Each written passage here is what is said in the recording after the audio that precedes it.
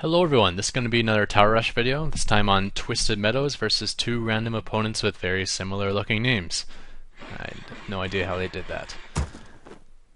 So for this match I'm actually going to do it from the perspective of our opponents. And our opponents are, in the 10 o'clock we have a blue Night Elf. Oh great, and 1 o'clock we have a teal Night Elf. And they have the same names. It's going to be hard to distinguish between. So the reason I want to do it from our opponent's perspective is kind of to show why our strategy works so well. And it's not because towers are overpowered. In fact, where they only have to worry about their one bases getting attacked by towers, we have to actually defend 3 bases. We have to defend our tower rush, and we have to defend each of our own main bases from a counterattack.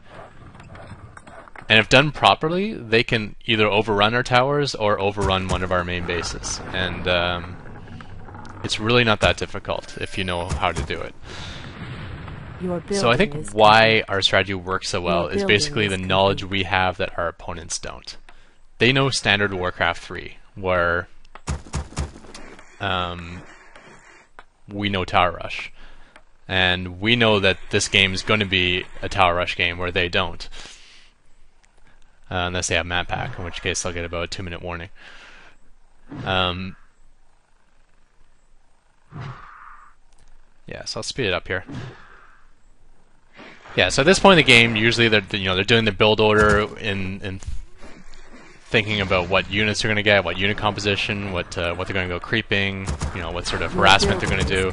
And now we've completely thrown them out of their game by forcing them to be on the defense.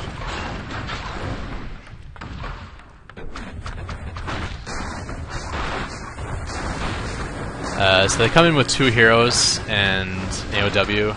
They're doing a good job with their focus fire. They're focusing on towers that are under production.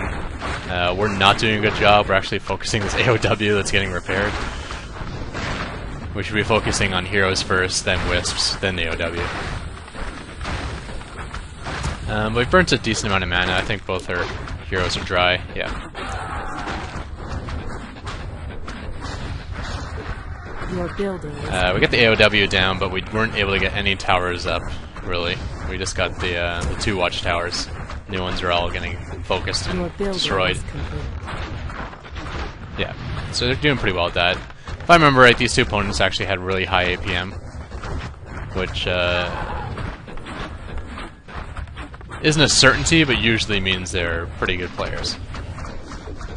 And by their focus fire of towers on production, it's kind of evidence of that. Your building is complete. Your building is complete. So second AOW coming in, and they're really pounding these towers from range.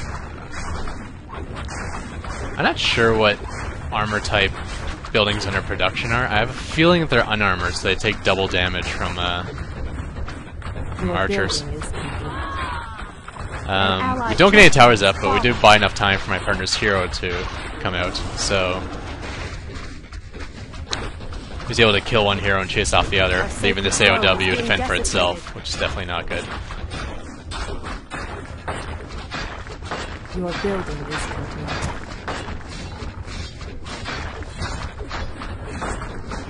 Your building is complete. Okay, now here's an example of kind of why our strategy works. They obviously went Night Elf, so one of them decided, okay, I'm going to go Priestess of the Moon and Huntresses, which is a very good combination, and the other one would, do some other sort of mix. But now we've thrown them out of their game, they haven't adapted. Here Blue has continue to go Priestess of the Moon and Huntresses. Now, Huntresses take 200% damage from Pierce.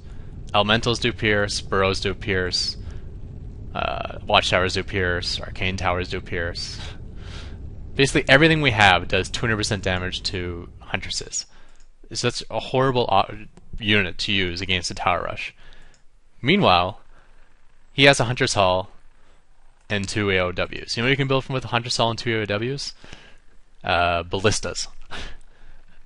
Night Elf being the only race that doesn't require tier 2 to make siege. He could have had ballistas out right now and just taken down all these towers without taking any damage whatsoever. Your building is complete. So instead he's going to pile in here with Huntresses. I must have been microing on my base there and didn't notice my hero. I do that a lot.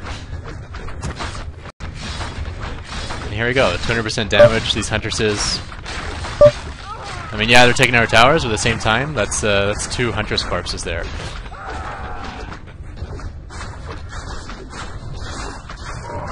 It's just a little more wasted resources than was necessary. 3 dead Huntresses, 4 dead Huntresses.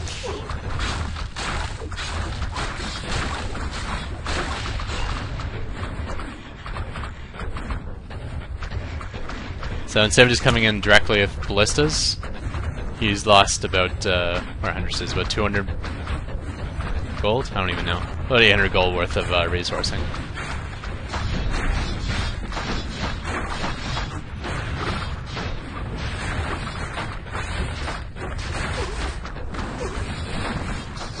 So it took Teal to get the ballistas out, finally. So that was a fail there, but just because he went Huntresses, we were actually able to do some damage, which we wouldn't have been able to do otherwise. So at this point in the game, they probably think they controlled the game left. Desecrated.